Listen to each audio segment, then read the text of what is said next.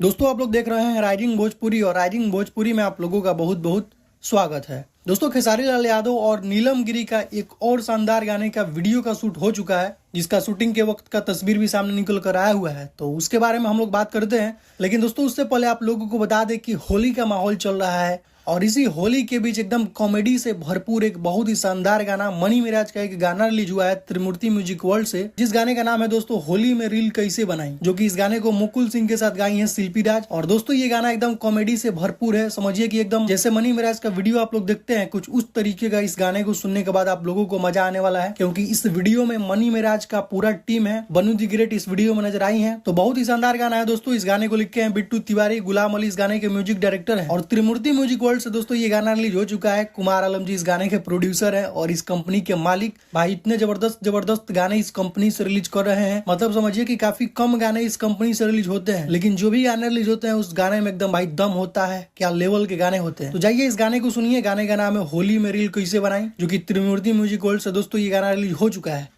और इस गाने का लिंक आप लोगों को वीडियो के डिस्क्रिप्शन में मिल जाएगा, तो आप लोग जाकर वहां से इस गाने को सुन सकते हैं। बाकी दोस्तों आप लोगों को बता दें कि खेसारी लाल यादव और नीलम गिरी का एक नए गाने का वीडियो का शूट हो चुका है।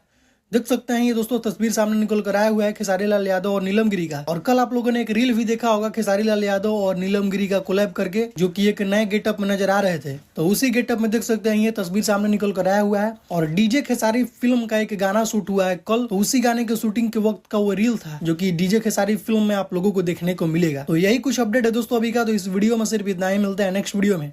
Thank you so much.